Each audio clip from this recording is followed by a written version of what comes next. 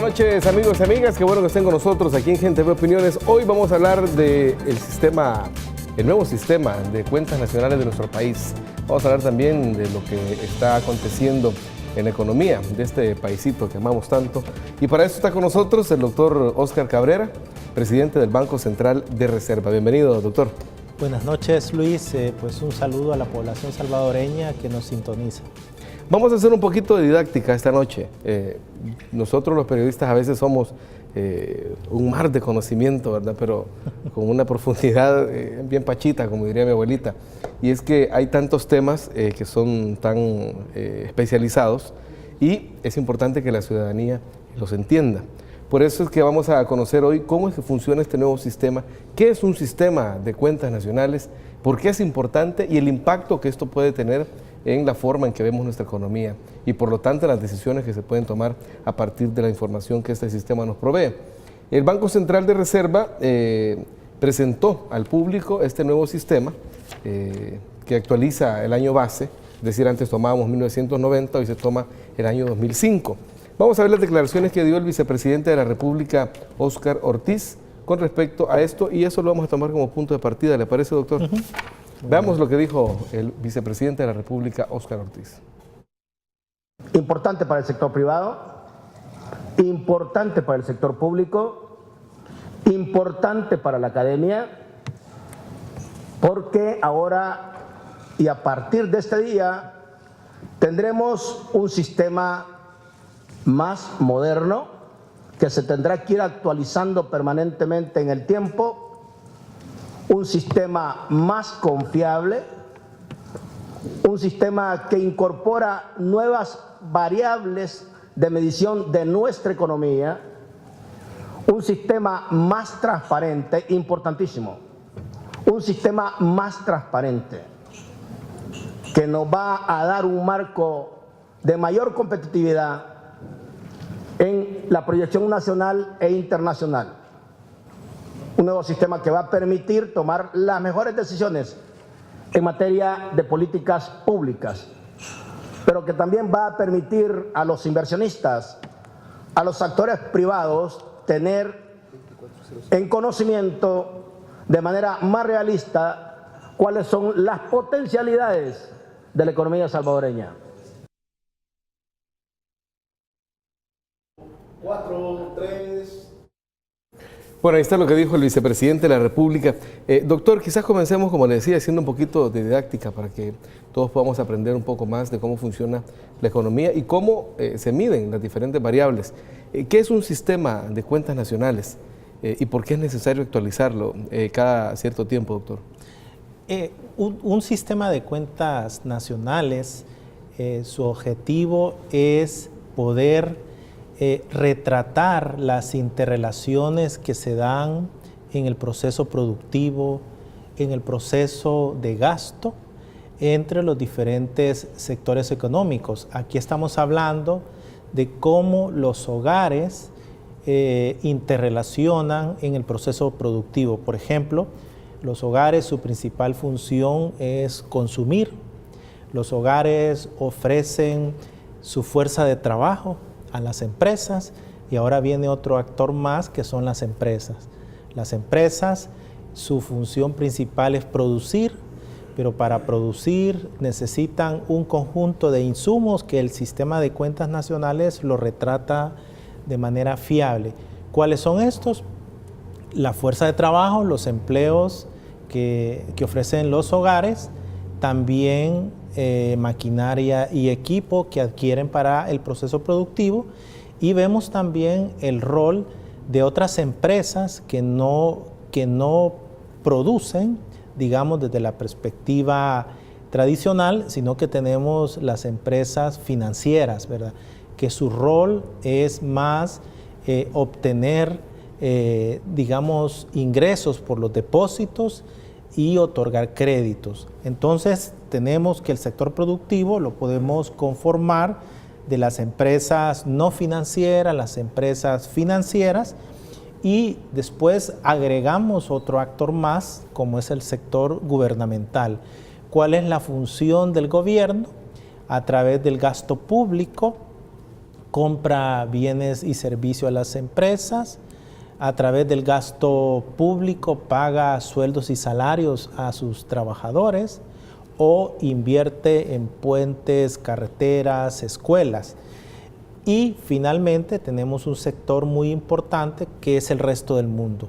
Todas esas transacciones que hacemos de adquirir bienes y servicios de otros países, pero también productos que exportamos al resto del mundo. Entonces vemos cómo las responsabilidades de estos actores dentro del sistema de cuentas tiene que ser registrado bajo un marco estándar internacional.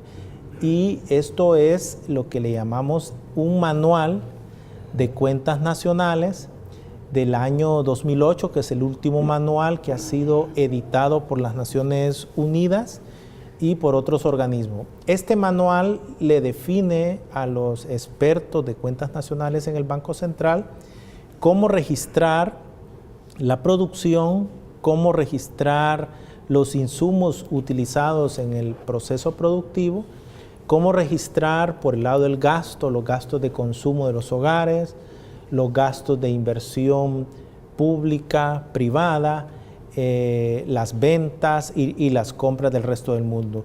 Entonces vemos que este es sistema porque hay una serie de interrelaciones entre el sector monetario, el sector real, el sector fiscal y el sector externo. Y a partir de estos 4 elementos, el Banco Central puede calcular las cuentas nacionales. El sistema de cuentas nacionales, muchas personas solo lo asocian con el cálculo del Producto Interno Bruto, que el cálculo del Producto Interno Bruto es el valor de todos los bienes y servicios producidos en la economía, ya sea en un año o en un trimestre.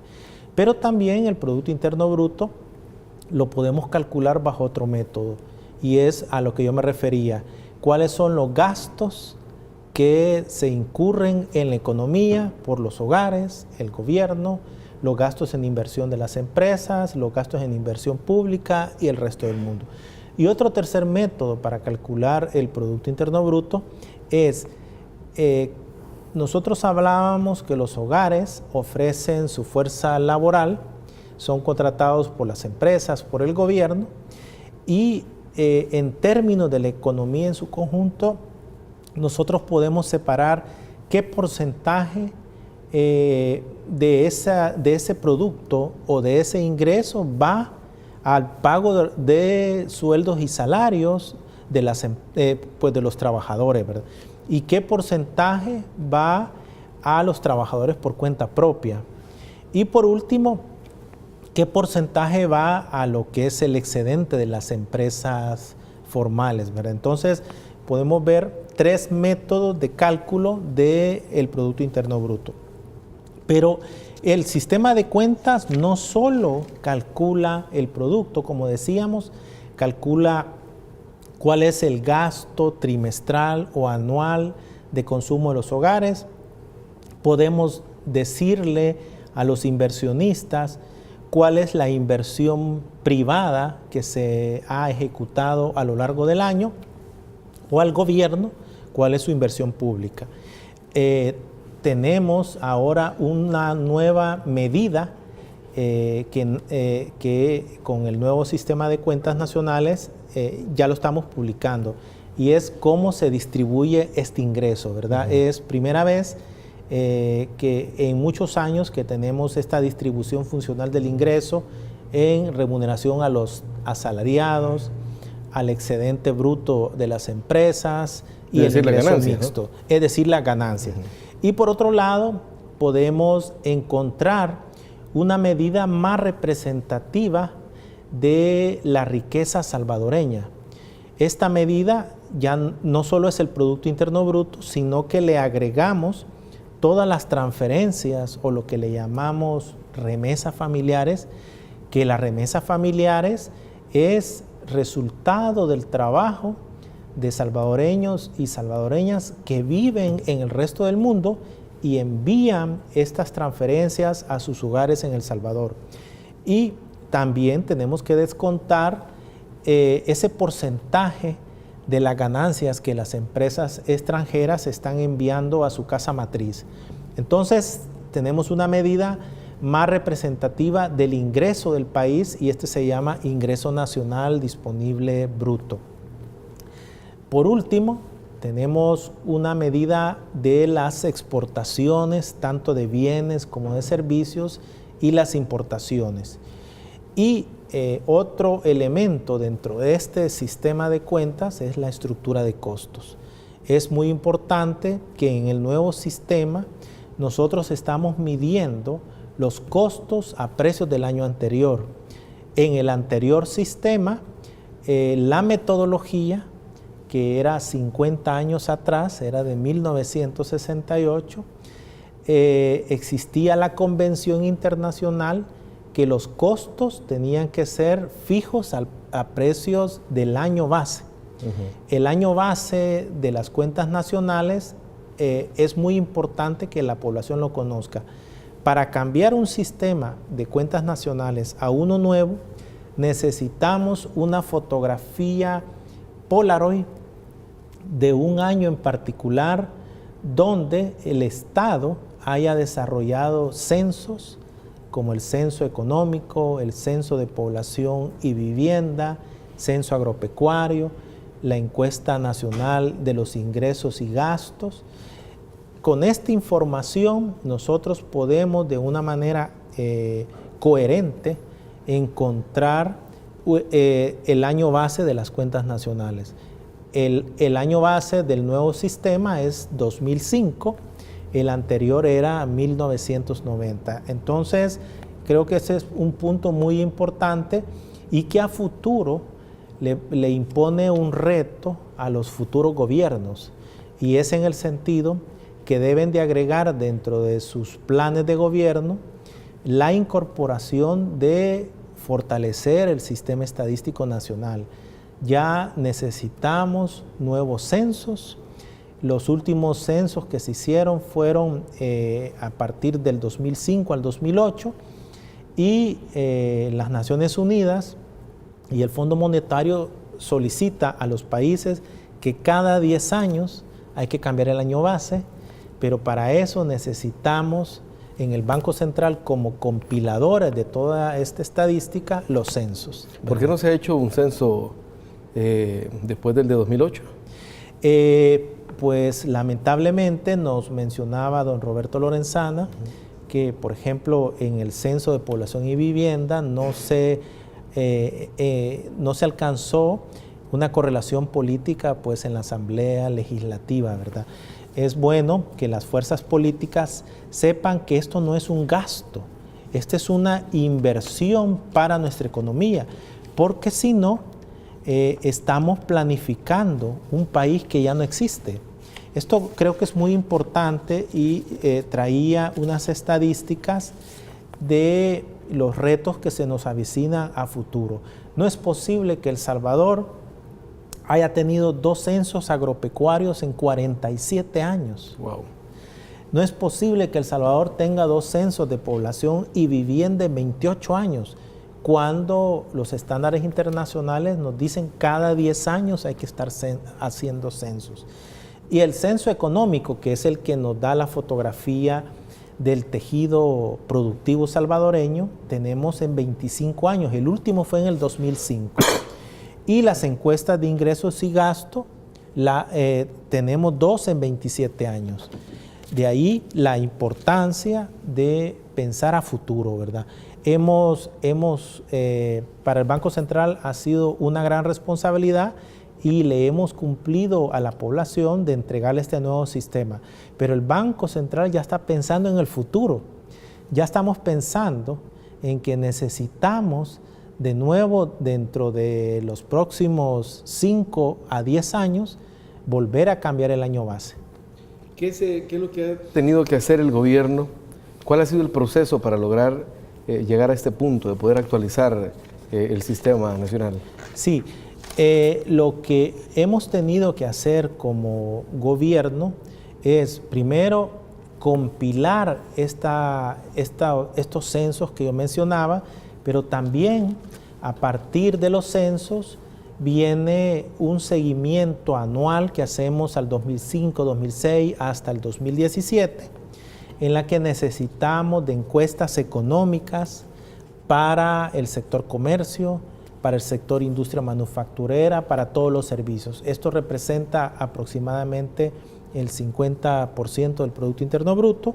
También necesitamos la información que anualmente genera la Digestic a través de lo que se llama la encuesta de hogares y propósitos múltiples, también la encuesta del índice de precios al consumidor, la encuesta nacional agropecuaria que estima el Ministerio de Agricultura y Ganadería, así como la encuesta de perfil de visitantes que hace el Ministerio de Turismo, registros administrativos como los informes de la ejecución presupuestaria del Ministerio de Hacienda, los registros fiscales de las instituciones sin fines de lucro. En fin, requerimos de una cantidad de encuestas, registros administrativos y estudios especiales. El Banco Central tuvo que desarrollar estudios sobre los permisos de construcción, sobre los precios de los materiales de la industria de la construcción, investigar el sector transporte. Entonces, es una cantidad de información que los analistas económicos del Banco Central utilizan como insumos para arribar a lo que denominamos a secas el sistema de cuentas nacionales, ¿verdad? Es una estadística de síntesis, pero detrás hay toda una labor investigativa para poder calcular los principales agregados.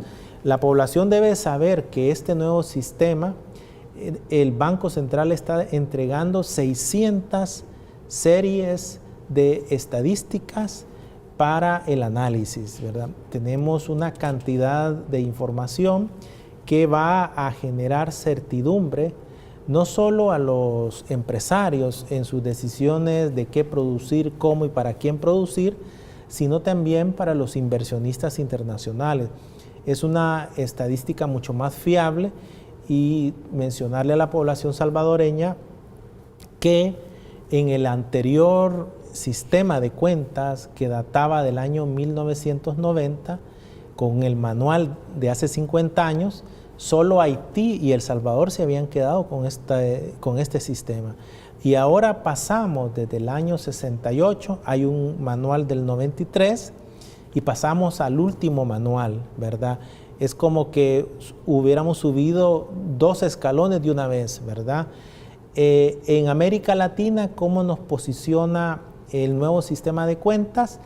Nos posiciona con la mayoría de los países, solo Honduras, Guatemala, Uruguay y Bolivia son los que se quedan con el manual anterior, es decir, se quedan en la grada anterior.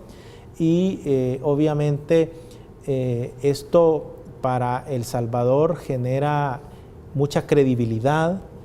El Departamento de Estadísticas del Fondo Monetario, que en base al convenio constitutivo del fondo que firmamos todos los países que somos miembros, son los encargados de la implementación, de monitorear la implementación de los nuevos manuales en todos los países. Y quería citar que en febrero recibimos una carta en la que primero felicitaban al gobierno y al Banco Central porque el nuevo sistema cumplía todos los criterios del último manual, y también porque el nuevo sistema tenía estadísticas económicas más rigurosas y más fiables. El vicepresidente de la República justamente hacía, en su declaración, acotaba que esto le genera más confianza, al país, más confianza y certidumbre a los diferentes actores en la economía. ¿Por qué se genera más confianza? Primero, porque las decisiones de inversión se pueden abordar ya no como antes, que teníamos 45 ramas de actividad económica. Hoy llegamos a 62 ramas de actividad, o sea, hemos abierto mucho más ese tejido productivo. Entonces, los empresarios pueden saber donde antes habían 43 y hoy hay 62, pueden encontrar la rama específica donde deciden invertir. El banco... Imagino que se han agregado actividades económicas que hace 20 años no existían. Antes no existían. Por ejemplo, todo este tema que tiene que ver con la informática, con las redes, todo esto que tiene que ver con la tecnología de punta. Exacto. Que antes no estaba clasificado, me imagino. Exacto. Lo que hemos podido registrar, por un lado, son nuevas industrias que han llegado, entre los que tú has citado, Luis, pero también otras industrias que han desaparecido. Ponemos un ejemplo de la industria del tabaco, esta industria que tenía un peso del 2% en el Producto Interno Bruto, desaparece ya en el nuevo sistema de cuentas. También tenemos la industria de la refinación del petróleo. Había una empresa llamada Rasa que se encargaba de importar el petróleo, se refinaba en El Salvador. Desaparece, ¿verdad?, del proceso productivo, pero nacen nuevas industrias, como es el caso de, inicialmente solo teníamos servicios de maquila, ahora tenemos servicios textiles porque la maquila transitó a un proceso productivo más complejo y ahora es una industria textil de alta tecnología. Aquí se diseña la prenda, también se genera más valor agregado que antes, ¿verdad?, que era la maquila tradicional. Y tenemos otro tipo de ejemplos como la generación de energía. Ha habido una diversificación de la matriz energética, los servicios inmobiliarios. También podemos registrar de mejor manera la importancia relativa que tiene la industria de la construcción, ¿verdad? Entonces, creo que tenemos una mejor fotografía de la economía salvadoreña. ¿Tienen para darse gusto los estudiosos de la economía, las universidades, toda la gente que se dedica a estudiar todos los factores económicos del país? Exacto, como mencionaba el vicepresidente, el nuevo sistema de cuentas abre líneas de investigación en muchos campos. Una de las líneas de investigación que es novedosa es la que yo citaba, el Producto Interno Bruto por el lado de la remuneración de los factores. ¿Cuánto va a los trabajadores? Y es un tema que ha llamado mucho la atención. Cuando ya veamos las cifras, nos sorprende porque la importancia de los sueldos y salarios, de las contribuciones a la seguridad social, a los trabajadores es alrededor del 38% del PIB. Y vemos países desarrollados donde el 67% del PIB va para la remuneración a los trabajadores. Aquí lo que nos está diciendo es que la producción, el pastel está muy concentrado en el lado de los excedentes, de los beneficios de las empresas. Y el pedazo del pastel que le queda a los trabajadores es muy poco, ¿verdad? Entonces aquí hay una línea de investigación que va a ser necesario que se vaya desbrozando poco a poco. Otro es también el cambio estructural, lo que mencionábamos, por qué el rol del agro se viene a derrumbar del año 90 al año 2005, es una de las grandes preocupaciones que tienen los analistas económicos, y aquí empieza un debate. ¿Funcionaron o no las políticas neoliberales implementadas en los años 90? Hay muchos analistas económicos que no les gusta la palabra políticas neoliberales, ¿verdad? Pero las políticas neoliberales es una teoría económica, ¿verdad? Y como teoría económica que prima en la reducción del Estado y una serie de acciones de política, yo creo que los investigadores van a tener que ver por qué estas políticas orientadas hacia el mercado no dieron los resultados esperados. Ya hay estudios preliminares, estudios muy serios que se han hecho en el cual nos concluía Me recuerdo el informe de desarrollo humano del año 2005, donde coordinaba el doctor William Pleites, encontró que estas políticas no habían dado los frutos esperados, ¿verdad? Entonces, vemos... A la luz de este nuevo sistema, ¿es más fácil ver eso? Es mucho más fácil. Y la van a tener mucho más fácil estos investigadores. Aparte de ello, creo que estos efectos de las decisiones tomadas entre 1990 a 2005 están marcando la evolución de las estructuras productivas. Nosotros hemos hecho una recopilación como una hoja del tiempo, desde la década de los 90, cuáles fueron los hechos económicos. Esto, el sistema de cuentas no lo cambia, pero sí nos permite registrar y analizar de forma más fiable qué pasó con estas políticas públicas. Y quiero recordar estas políticas porque a veces los salvadoreños tenemos una memoria muy corta, ¿verdad? Lastimosamente. Lastimosamente. Tenemos en la década de los 90... Doctor, fíjese que me están pidiendo que tenemos que hacer una pausa. Esto me interesa mucho porque también quiero preguntarle los últimos años, en este caso las últimas 2 gestiones, si las vemos a través de este sistema, de esta nueva forma, digamos, de medir la economía, si algo cambia en los parámetros o en los resultados que hemos tenido. Pero eso cuando regresemos. Y eso, desde que lo estoy viendo aquí de lejos, me llama mucho la atención porque es de alguna manera pues poner en una perspectiva más real la historia reciente de nuestra economía. Ya venimos, estamos conversando con el doctor Óscar Cabrera, presidente del Banco Central de Reserva.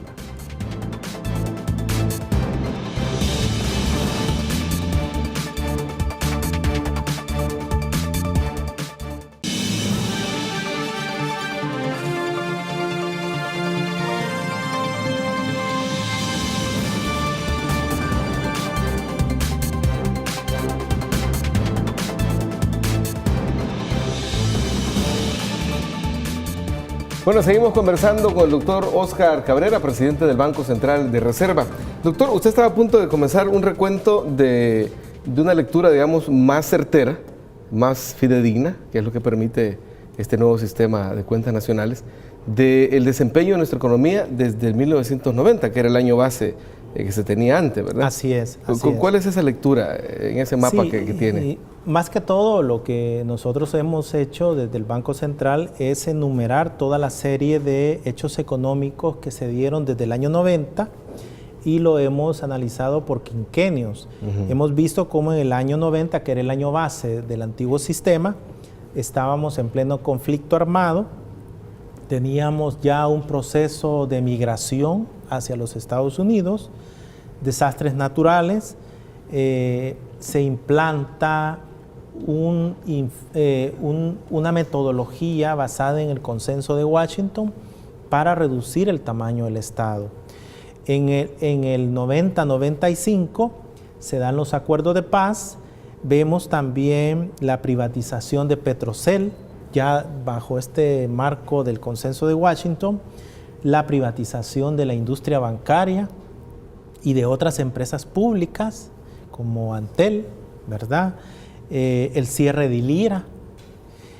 Incluso vemos que en este quinquenio se sustituye el impuesto de timbres por el impuesto al valor agregado y se elimina el impuesto al patrimonio, ¿verdad? Esto marca consecuencias en la tributación que la vamos a revisar pues a futuro. También vemos en el 96 a 2000 la privatización de la industria de las telecomunicaciones, las eléctricas. Las pensiones también, ¿verdad? Exacto, la privatización del fondo de pensiones, las desgravaciones arancelarias, se toma la decisión y esto yo creo que va a ser necesario analizarlo con detalle, cómo se toma una decisión unilateral de bajar los aranceles bajo la lógica que eso iba a generar más competencia, iba a hacer que nuestras empresas, digamos, ante el incremento de la competencia, se desarrollaran más. Se supone que eran como incentivos, ¿verdad? Pero al revés, la reducción de los aranceles vino una competencia feroz de empresas más mecanizadas, con mejor tecnología, y se dio todo un proceso de destrucción de tejido empresarial, de las micro, de las pequeñas empresas. Yo me recuerdo, en esa época yo era encuestador del sector industria manufacturera. Me tocaba ir al Boulevard del Ejército, y empresas como, por ejemplo, aquí se generaban los bombillos marca Philips.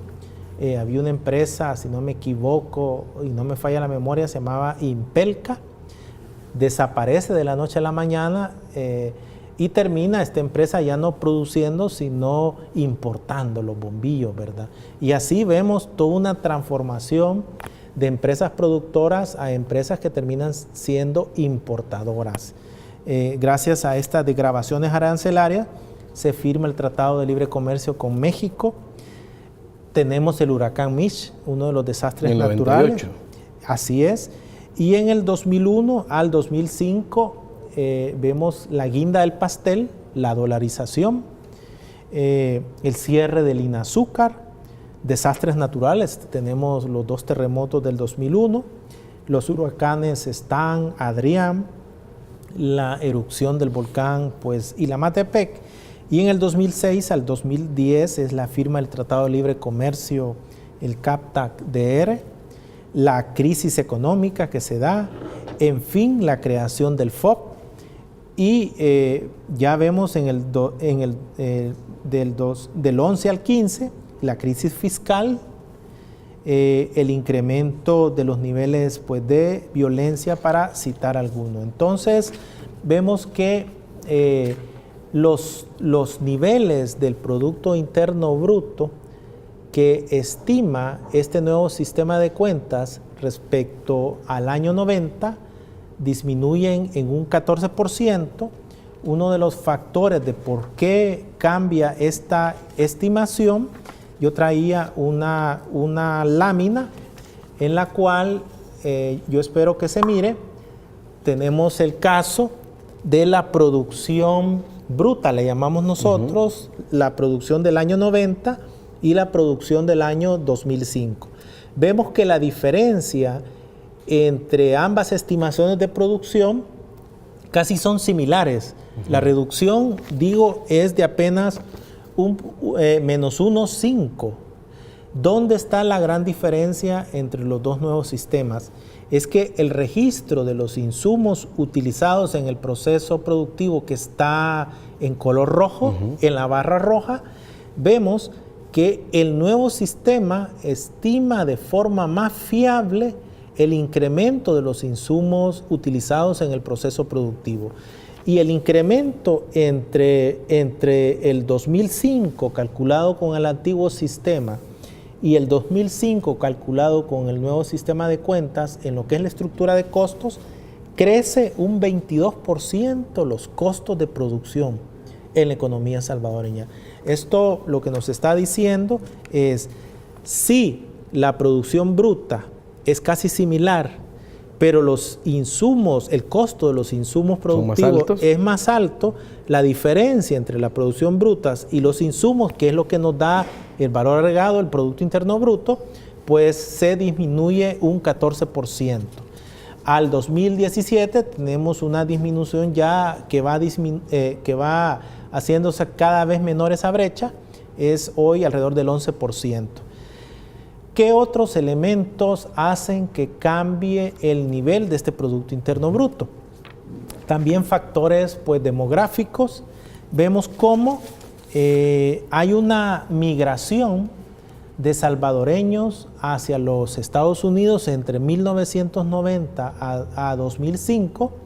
Tenemos que alrededor de 1 millón de salvadoreños migran hacia los Estados Unidos, pero también la migración no solo se da hacia los Estados Unidos. Hay una migración del campo a la ciudad.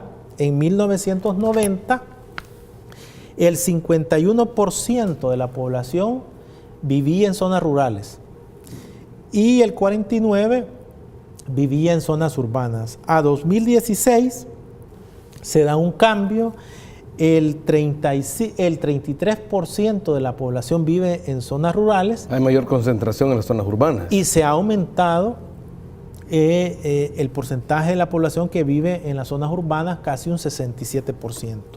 Esto implica también impactos en la agricultura. ¿Por qué? Porque se utiliza tierras que eran aptas para el cultivo, para proyectos habitacionales o para procesos productivos en los otros sectores. Doctor, entiendo que parte de esas revelaciones que nos da este nuevo sistema es que el desempeño de la economía en los últimos años ha crecido a mejor ritmo de lo que realmente se había estimado. Un elemento importantísimo es el que tú has citado. A pesar que el nivel del PIB sea menor en un 11% a 2017, las tasas de crecimiento de la economía primero se registran mejor, decíamos, una estructura de costos actualizada, un sistema pormenorizado donde estamos monitoreando en tiempo real 61 sectores, y las tasas de crecimiento que estima el nuevo sistema son mucho mayores. En los últimos 10 años hemos hablado muchas veces de que el promedio del crecimiento era del 2%. Con el nuevo sistema, el promedio del crecimiento anda alrededor de 2.60, o sea, ha subido 6 décimas. Y también creo yo que esto es muy importante. Cuando vino el Fondo Monetario, tuvo que calcular cuál era ese crecimiento de largo plazo de la economía, porque esa es una variable muy importante para determinar en qué fase del ciclo de crecimiento estamos. Si nosotros crecemos por arriba de ese crecimiento de largo plazo, que el fondo lo calculó en 2.2%, nosotros para este año estamos creciendo 2.5%, lo que estamos concluyendo es que la economía salvadoreña está creciendo por arriba de ese crecimiento potencial, ¿verdad? Entonces, significa que El Salvador, desde 2015, estamos en una fase que se llama expansiva. En el 2009 estábamos en una fase recesiva cuando cae el crecimiento económico, y a propósito traía las gráficas de la tasa de crecimiento de la economía en ambos sistemas. Podemos ver cómo el sistema de cuentas nacionales, que es de color negro, está por arriba de las tasas de crecimiento del antiguo sistema. Ahí tenemos el 2009, que fue el impacto fuerte que tuvo la economía. Se estimaba en 3.1, ¿verdad? Así es. En realidad, según esto, es menos 2%. Sí. Menos 2.1. Así es. O sea, el nuevo sistema está captando de mejor manera las fases de recesión del crecimiento como las fases de expansión económica. Y se debe, pues, obviamente, a un nuevo manual, se debe a una estimación de una estructura de costos mucho más actual, ¿verdad? Pero quisiera volver al principio para que veamos cómo la economía salvadoreña, su importancia relativa ha venido pues cayendo a lo largo del tiempo. Por ejemplo, el sector agropecuario en el año 1990 pesaba un 17%. Con el nuevo sistema de cuentas vemos que el sector agropecuario está pesando apenas un 6.2%. Vemos que se derrumba la importancia relativa en el PIB del sector agropecuario. Y también vemos en el caso de la industria manufacturera, como en el antiguo sistema pesaba un 22%, y ahora está pesando en el año base 2005 un 16%. Vemos una ligera disminución de la industria. ¿Y qué sector es el ganador en la estructura productiva del PIB? es el sector servicios. Es el heterogéneo sector servicios que aumenta su importancia relativa desde el 61 al 69, casi el 70%. ¿Qué hay detrás de la caída abrupta de la agricultura? Primero mencionábamos, dentro de las políticas del consenso se adoptó en El Salvador que el agro no era de interés, que era mejor importar los productos agrícolas porque venían a precios más bajos, y obviamente hubo pues un abandono del sector agrícola. Ahora, los que importaban eran unos cuantos, que eran los que se quedaban con esa ganancia, ¿no? Entonces ya entramos a un tema de economía política. Es una decisión de política pública que viene a afectar a una población agrícola, pero que viene a beneficiar a algunos pocos importadores de productos agrícolas que tienen copado la distribución comercial, ¿verdad? Entonces, también otra de las decisiones de economía política es la decisión que se adopta de eliminar el impuesto al patrimonio y mejor recaudemos los impuestos recayendo sobre el consumo que hacen los hogares salvadoreños, y es que nace el impuesto al valor agregado. Entonces vemos que los costos de la tributación ya no son costos progresivos, sino que terminamos en unos costos de la tributación que son regresivos. Recae sobre los hogares que dentro del sistema de cuentas decimos que su función principal es consumir, ¿verdad? Entonces el IVA, eso entre más consume, pues tenemos que pagar un 13% de ese valor. Es por eso que la agricultura, vemos que hay una serie de factores que vienen a afectar. Solo voy a abordar algunos, como la industria del café. Esta es una industria que desde el gobierno estamos impulsando a través del Pacto para la Caficultura, y quería citarles que se da una reducción de la superficie sembrada y el volumen exportado entre los dos sistemas de cuentas. Los costos de producción en la industria del café eran el 17.5 en el 90 y suben el doble, hasta el 23%. También vemos que la productividad de la industria cafetalera cae desde 15 quintales de café oro uva hasta 8.4 quintales en el 2005, ¿verdad? Casi la mitad. Casi la mitad cae la productividad de la industria cafetalera. También vemos en la parte de cereales cómo mucha de la superficie cultivada se va reduciendo y va siendo sustituida por proyectos habitacionales, pero también por otro tipo de cultivos. Vemos una transformación de los cereales por una industria de la caña de azúcar, ¿verdad? Y esto pues obviamente impacta negativamente en el peso que tienen los cereales en el Producto Interno Bruto. De ahí podemos ver cómo la caña de azúcar es una de las industrias ganadoras en el sector pues agropecuario. El café, su peso cae desde el 4.5 hasta el 0.9 en el 2005. Los cereales desde el 3.3 a 1.2. Y la caña de azúcar se mantiene 0.6, disminuye hasta 0.5.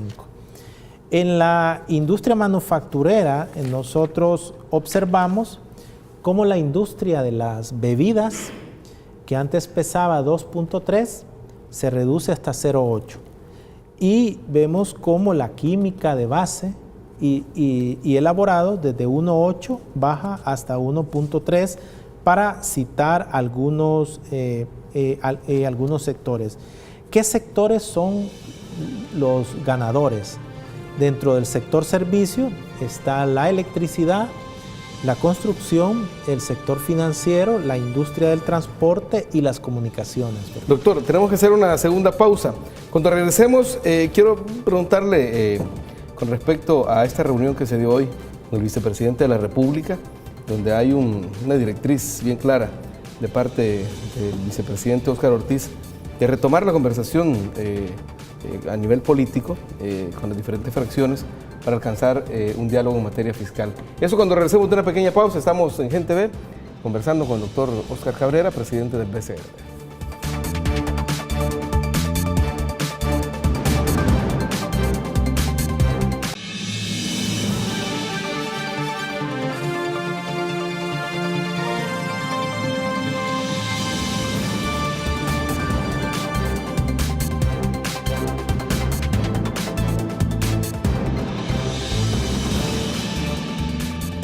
Bueno, seguimos conversando con el doctor Óscar Cabrera, presidente del Banco Central de Reserva. Esta mañana, como decía, hubo una reunión del Gabinete Económico, incluyendo a usted, doctor Cabrera. Se reunieron y acordaron la puesta en marcha de algunas iniciativas que tienen como intención mejorar la economía y dinamizar las finanzas del Estado. Veamos lo que dijo el vicepresidente y el ministro de Hacienda. Esto tiene que ver con bonos. Esto tiene que ver con préstamos que ya están en la última fase en la Asamblea Legislativa. Esto tiene que ver con todo el tema de letes. Esto tiene que ver con estabilidad fiscal que hemos venido construyendo y que se requiere no solo de la actuación del Gobierno Nacional, sino también de otros actores claves como son la Asamblea Legislativa y los partidos políticos que son parte clave de toda nuestra plataforma democrática. El diálogo fiscal por el mediano plazo se va a establecer a partir de que el secretario técnico el día de ayer informó a los partidos políticos que vamos a volver a la mesa a tratar los temas que dejamos en diciembre y enero que no terminamos.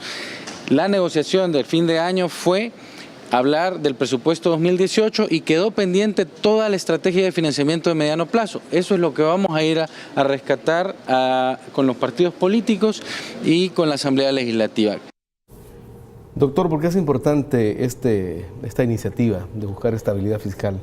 Bueno, primero creo que uno de los esfuerzos que el Fondo Monetario en su último informe destacó es el que se habían alcanzado consensos mínimos en materia de la sostenibilidad fiscal. Entre ellos, la reforma de pensiones generó un ahorro en el déficit a futuro de 1.3 del Producto Interno Bruto. Sin embargo, el mismo fondo, como las agencias calificadoras de riesgo, nos mencionan la necesidad de continuar con estos acuerdos en materia del programa de amortizaciones que viene a futuro. Para el 2019 hay unos eurobonos que vencen alrededor de 800 millones y consideramos desde nuestro gobierno importante dejar la predictibilidad para el nuevo gobierno en materia fiscal, ¿verdad? Creo que es una de las razones por las que el vicepresidente informó y secretario técnico de nuevo a las negociaciones con las fuerzas políticas. Sin embargo, las propuestas van más allá del tema fiscal y yo sí quiero destacar ciertos comentarios que el vicepresidente ha mencionado.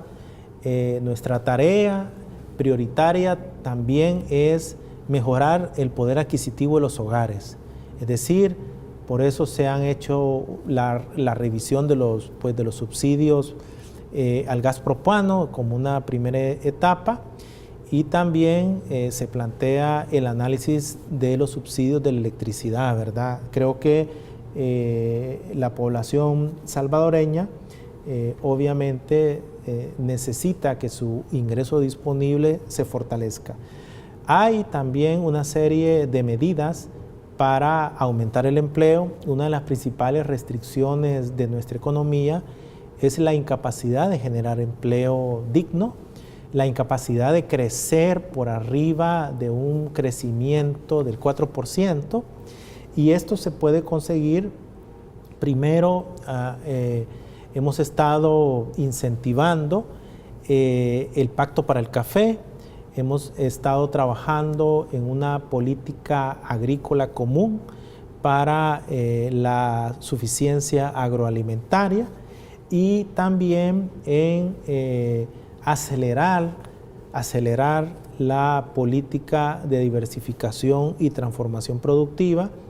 El Banco Central encontró en las cifras del nuevo sistema de cuentas que los trabajadores por cuenta propia hoy pesan casi 18% en el Producto Interno Bruto, y que son estos trabajadores por cuenta propia, 15%, son aquellos trabajadores que se ubican en el sector informal, ¿verdad? También encontró el Banco Central que el 60% de los ocupados que se crean en la economía son responsabilidad de los hogares y no de las empresas. Entonces, se requiere fortalecer a las micro y las pequeñas empresas, de ahí la importancia del rol estratégico que tiene CONAMIPE en que este sector informal vaya transitando hacia una formalidad, y obviamente eso genere resiliencia a la generación de empleo y resiliencia al crecimiento económico. De ahí que sea una buena decisión del gobierno elevar la categoría de CONAMIPE a una autónoma, ¿verdad? Yo creo que es una de las decisiones más importantes que se han dado, y es el convencimiento de que la micro y pequeña empresa es la columna vertebral. Por el lado financiero, por el lado que le compete al Banco Central, nosotros estamos trabajando dentro de nuestro rol como regulador del sistema financiero en continuar desencadenando el crédito. Ya desde enero de 2015, el Banco Central, a través del Comité de Normas, modificó cierta normativa para poner en igualdad de condiciones el acceso al crédito productivo. Esto ha traído como consecuencia una fase expansiva del crédito. El crédito está creciendo a más del 6%, el crédito productivo, y el crédito a los hogares del 4%.